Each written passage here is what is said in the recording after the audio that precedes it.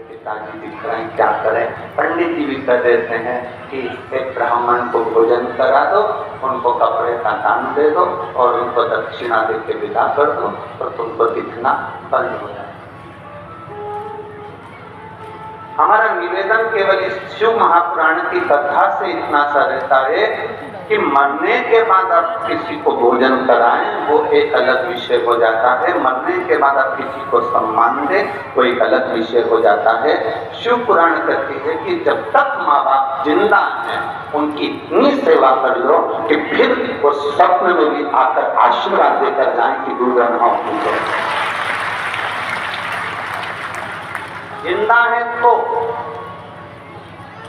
माता पिता की सेवा जिसने कर ली, उसको आशीर्वाद मरने के बाद भी मिलता रहता है। गुरु की सेवा जिसने जिंदा जी कर ली, उसका आशीर्वाद उनके प्राण त्यागने के बाद भी मिलता रहता है। ये गोविंद जी कांडा और गोपाल जी कांडा को देखकर सीख लें।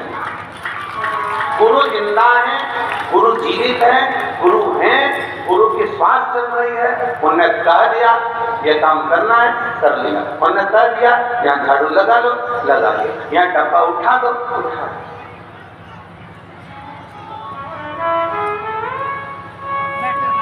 गुरु की सेवा कोई साधारण नहीं क्या?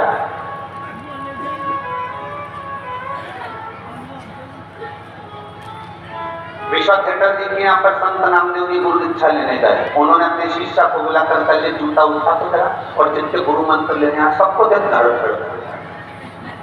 जूता खींचे। शिष्य ने कहा गुरु जी वो गुरु मंत्र लेने आए। तो विश्वा थिएटर जी बोले मैं भी तो मंत्र दीजिए। धड़ एक एक जूता मारता पतला पतला और उठाया जूता। अब गुरु तो गुरु होते, बड़े अटपटे होते, गुरु को पहचान नहीं तो कठिन है।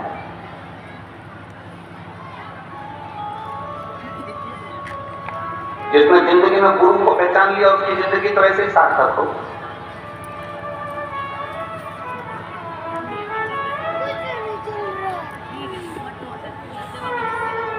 जो गुरु को नहीं जाना, इतना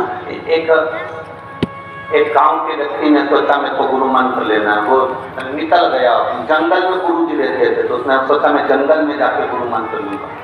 रात भर चला, सुबह सुबह जंगल में पहुंच गए। सुबह सुबह जब वो जंगल में पहुंचा तो वहां उसको गुरु जी की कुटिया नहीं मिली। अब गुरु जी की कुटिया नहीं मिली तो वहां पर सुबह सुबह कोई बैठा हुआ था सोच कर्म करने के लिए, डब्बा लेके लोटा लेके बैठा था। इसने उससे पूछा क्यों रे वो गुरु जी की कुटिया कहां पर है? उसने नहीं बताया, क्योंकि वो सुबह सुबह बैठा हुआ सोच कर्म करने के लिए, लोटा लेके बैठा है। क्यों रे गुरु जी की कुटिया कहां है? उसने नहीं बताया। इसको गुस्सा है, इसने जूता फेंक के मार दिया। बता मुंह से आवाज भी निकल रही। जो जूता फेंक कर मारा और चले गया आगे। जो आगे गया तो उसको कुटिया मिल गई। जो कुटिया मिली गुरु जी की, इतने में वहां जाकर पूछा क्यों गुरु जी है क्या? तो उन्होंने कहा अभी आते होंगे। अब इसको क्या मालूम था कि ये वही गुरु जी है जो लोटा लेके इसको क्या मालूम? गुरु जी आते होंगे, जैसे ही आते होंगे और जैसे ही उन्होंने बस वो गुरु जी आए और आते से उन्हें डब्बा रखा, इसने अपना मुंह छुपाया। ये तो वही है जिसको मैंने जूता फेंक के मारा। और उसने अपना चेहरा छुपाया। गुरु जी ने कहा अपना मुंह तो दिखाओ, क्यों आए हो? कि गुरु मंत्र लेने के लिए आया। अच्छा हाँ लो मुंह दिखाओ तुम्हारा। मुंह नहीं दिखाऊंगा, तुम तो ऐसी मंत्र दे दो। नहीं नहीं मुंह तो दिखाना पड़ेगा। नहीं हम नहीं दिखाएंगे, हमको तो मंत्र दे दो। गुरु जी ने अपने चेलों से कहा जरा इसका कपड़ा हटा। जो कपड़ा हटाया तो इसने उसी को देखा, ये तो वही है जिनको मैंने जूता फेंक कर मारा था। इतने में चरणों में पड़ गया, गुरुदेव गुरुदेव मैं क्षमा चाहता हूँ, मैंने आपको जूता फेंक कर मार दिया। गुरु जी बोले कोई घबराने की बात नहीं है। हमारी माँ कहती थी मटका खरीदने जाओ तो उसको बजा के देखो। तुम गुरु करने आए हो तो गुरु को बजा के देख लीजिए।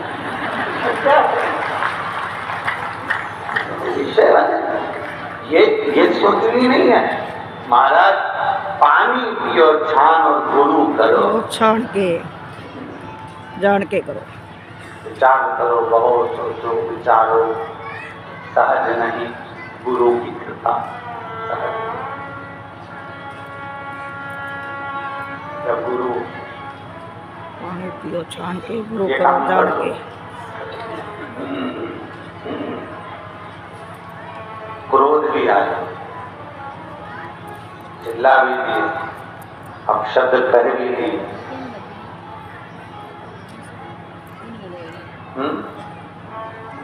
अपशब्द कर भी दिए, ताने दे भी, आड़ा टेढ़ा बोल भी दिए। एक बात हमेशा याद रखना, शिव को क्रोध आता है तो वो सृष्टि का कल्याण कर देते हैं, जीवों का कल्याण कर देते हैं। लोग कहते हैं शंकर जी रुद्र हैं, क्रोधी हैं, क्रोध आता है उनको। एक बात अपने अंदर उतार कर रखना, शिव को क्रोध आता है तो वो जगत का कल्याण कर देते हैं, और गुरु को अगर क्रोध आता है तो वो शिष्य का कल्याण कर देते हैं। ये निश्चित है। जवाब बोलो, सबसे पीछे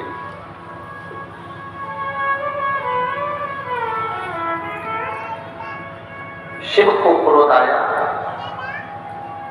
शंकर भगवान को अगर क्रोध आया तो उन्होंने जगत का कल्याण किया।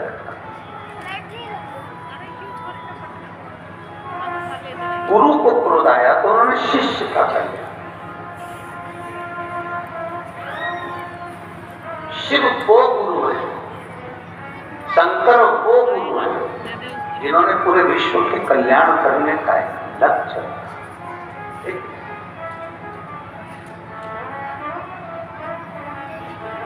और तेरी कृपा बिना न मिले एक भी अणु, लेते हैं श्वास तेरी कृपा से तनु तनु। हे गंगाधार मुक्ति द्वार ओंकार तू, भोले ओंकार तू, आयो शक्ति नारी शंभो शिव गुरु है।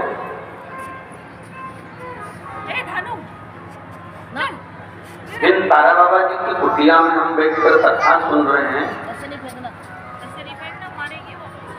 इनका जन्म भी शिवरात्रि का, और इनकी जो ज्योति उस शिव में समाहित हुई। इनकी जो आत्मा परमात्मा में वापिस जाकर मिली, वो तिथि भी शिवरात्रि है।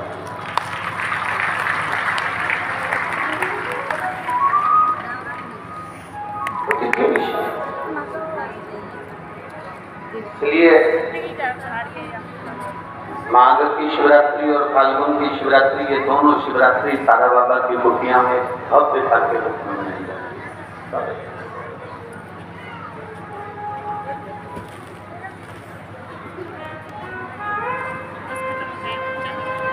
गोविंद जी, दुनिया के लोग कहते हैं कि शिवरात्रि के दिन भगवान शंकर की पार्वती जी के साथ शादी हुई। ये दुनिया के लोग हैं। और यदि जिसने शिव पुराण की कथा अगर अच्छे से सुनी हो और पढ़ी हो, तो शिव जी की शादी की जो तारीख है वो ये नहीं, हमने पहले भी उसका वर्णन। भगवान देवजी के महादेव के विवाह की जो तारीख है वो वैशाख शुक्ल पंचमी, शुक्ल पक्ष की वैशाख के महीने में जो पंचमी पड़ती है, उस दिन भगवान शंकर और पार्वती जी का विवाह हुआ।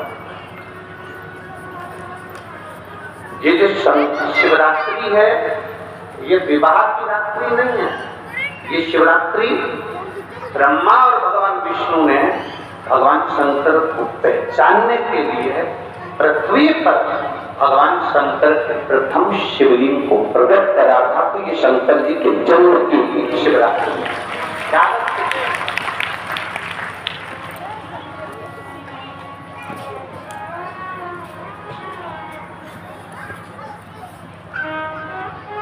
ये शिव जी के प्रागट्य की शिवरात्रि।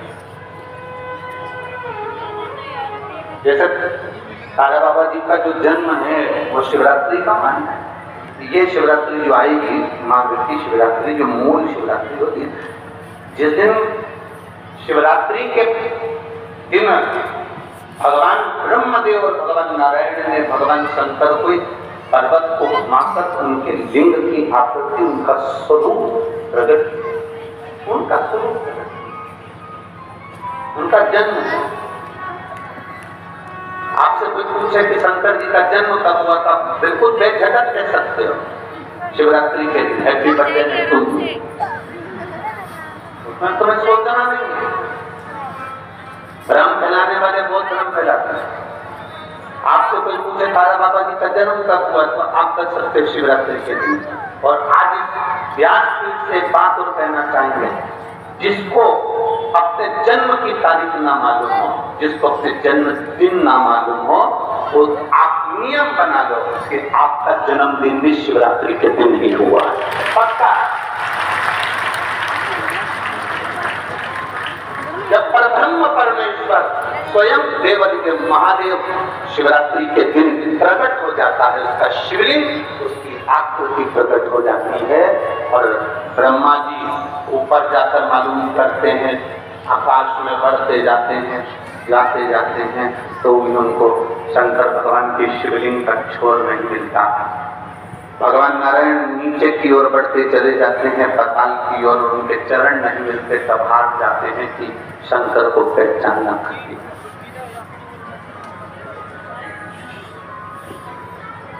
शिव को पहचानना, शिव को जानना कठिन है, बहुत कठिन। जैसे शंकर को पहचानना कठिन है, जैसे शिव को पहचानना कठिन, उसी तरह कोई संत को, कोई गुरु को, कोई सदगुरु को पहचानना। अब तारा बाबा जी की कुटिया को आप देखेंगे तो अब तो बड़ी सुंदर है, बड़ी सुंदर। आपने बना भी दिया, रास्ता भी बना दिया, बगीचा भी बना दिया, सुंदर कांतेश्वर महादेव का मंदिर भी बना दिया, गुफा भी बन गई। पर सत्यता में बताओ कि जब तक तारा बाबा जी थे तब तक छोटी सी झोपड़ी में रहना, अपनी झोपड़ी से बाहर नहीं जाना, अपने भजन में डूबे रहना, अपनी भक्ति को करते रहना। एक धूपाड़ा जला के रख लिया तो धूपाड़े में अग्नि में सेकते रहना और अपना काम करते रहना। कब निकलते, कब आते, कब जाते, प्रवेश कब करते, कब कहीं बाहर निकलते, किसी को भी नहीं मालूम पड़ता कि निकले कि ना। सतगुरु है सब। संत, असली संत की पहचान ये होती है, असली सतगुरु जो होता है, असली सतगुरु।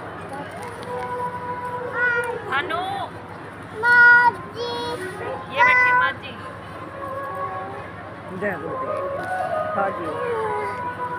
हमने यहाँ देखा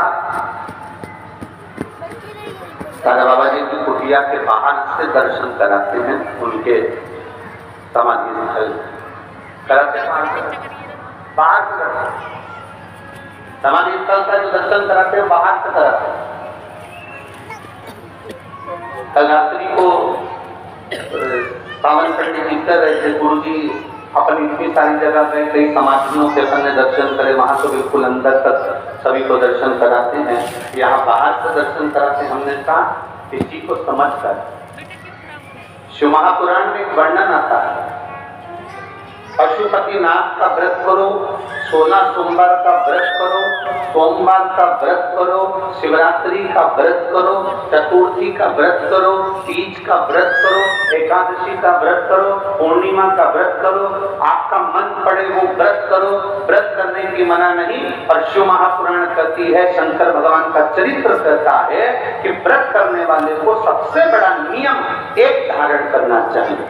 सबसे बड़ा व्रत का नियम कौन सा है कि जो व्रत करे, दिन भर भूखा रहे, दिन भर कुछ ना खाए और अपनी कामना के लिए भगवान शंकर की आराधना करते हो, भगवान शिव की उपासना करते हो, और कोई आया तुम्हारे पांव को छुआ, प्रणाम करा, और तुम तुम्हारे पांव को छुआ, प्रणाम करा, और तुमने उसके ऊपर हाथ रख दिया, या तुम्हारे चरण छुए और छूकर उसको तुमने अपने दिल से कुछ दे दिया, उसने चरण छुआ और तुम्हारे नीवी मुख से निकला पर तुम्हारे चरण को अगर उसने व्रत वाले दिन हाथ लगा लिया तो समझ लेना कि तुमने जो दिन भर व्रत करा उस व्रत का पुण्य वो लेकर चले गया, तुम्हारे व्रत का पुण्य को लेकर चले गया। कई माताएं कहती हैं हमने पशुपति व्रत करा था, हमने ये वाला व्रत करा था, हमारा व्रत तो सफल ही नहीं हुआ, हमारी पड़ोसन ने व्रत करा उसका व्रत सफल हो गया। कारण उसका ये है कि तुम्हारा व्रत जिस दिन था उस दिन तुम्हारे कोई ना पांव पड़ा होगा, पांव पड़ा, चरण छुआ। और सबसे बड़ी बात है तुम अनुभव कर देखना, अपने पैर के अंगूठे पे एक लोटा जल डालकर देखना, ठंडा पानी डालकर देखना, तुम्हारा भेजा भी ठंडा हो जाता है। अर्थात पांव के अंगूठे में, पांव में वो बल होता है कि व्यक्ति के चित्त, वृत्ति, मन और बुद्धि का सब कुछ चरण छूने वाला खींच कर ले जाता है। ये निश्चितता, आपका पुण्य वो खींच कर ले गया, आपके व्रत का फल वो खींच कर ले गया, आपकी आराधना का फल वो खींच कर ले गया, आपकी साधना का फल वो खींच कर ले गया। हमारा एक नियम है, आप लोगों को मालूम हो, हम कई बार कथा में कहे हम कभी भी चरण नहीं छू देते, स्त्री को तो छूने ही नहीं देते, माताओं को तो बिल्कुल नहीं, क्योंकि हम आपको जीजी बोलते और आप हो गई हमारी बहन और भाई के चरण छुओ तो अच्छी बात थोड़ी ना, हम तुम्हारे छू लें पर तुम हमारे और हम जितने भी भाई लोग बैठते हैं उनको जीजा कहते हैं,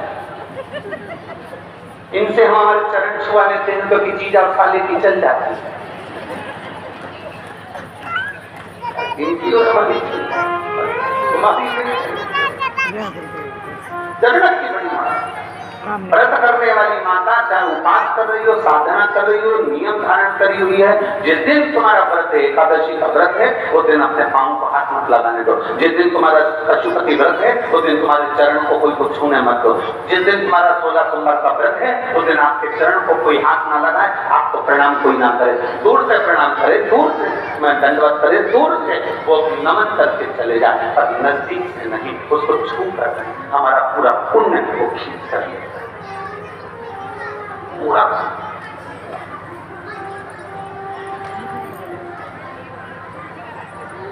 भगवान नारायण के चरण दिखते हैं, बोलो दिखते हैं कि नहीं दिखते? जम के बोलो जरा, दिखते हैं ना? भगवान ब्रह्मा जी के चरण दिखते हैं, माता लक्ष्मी के चरण दिखते हैं, भगवान ब्रह्माणी के चरण दिखते हैं, इंद्र इंद्राणी के चरण दिखते हैं, करुण देव वरुण देव सबके चरण दिखते हैं। केवल एक शिवलिंग, शंकर भगवान का केवल एक शिवलिंग ऐसा होता है जिसके चरण नजर नहीं आते कि इनके चरण कहाँ है, चरण कहाँ है किसी को नहीं मालूम, वो तो अपनी तप साधना में लीन है। जो आता है जल चढ़ाता है, स्पर्श करता है, छूता है, चला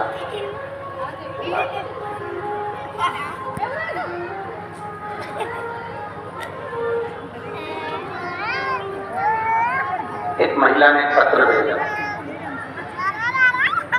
जय गुरुदेव कृष्ण राम गुरुदेव की जय।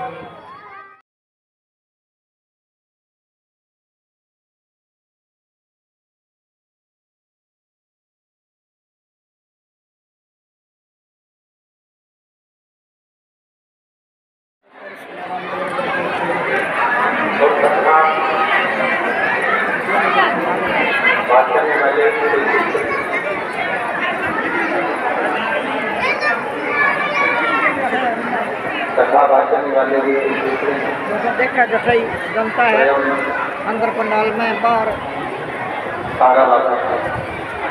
सुनी सुनी है, बहुत ज़्यादा जनता है।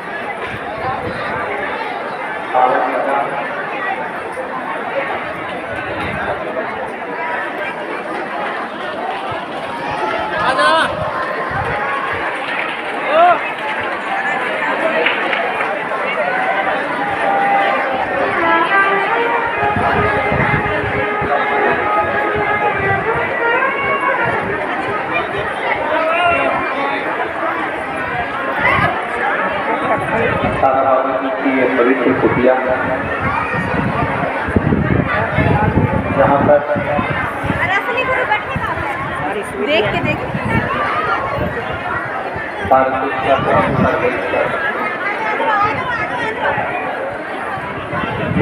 भगवान शिव की भाई सोनी सुविधा है 1100 रुपए की कीमत से प्राप्त हुई। पुष्पा देवी मुंबई से 501 रुपए की कीमत से प्राप्त हुई। ऊषा राकेश जी गुप्ता की ओर से 1100 रुपए की कीमत से प्राप्त हुई। रंजनी जी सेन देवास से 1100 रुपए की कीमत से प्राप्त हुई। वीरेंद्र सिंह की कोरबा से 501 रुपए की कीमत से प्राप्त हुई। विष्णुनाथ जी यादव की ओर से 1001 रुपए की कीमत से प्राप्त हुई। शीला जी पुष्पा रायसिंह से 500 रुपए की कीमत से प्राप्त हुई। गणेश बाबू जी पाटिल श्री विकेश सीहोर का जुमान कोट और वैद्य काम सेवा का देना है वो बाहर की ओर श्री विकेश सेवा समिति सीहोर का दान कार्य बना हुआ है। आप वहां जाकर अपने सहयोग राशि जमा करवा सकते हैं।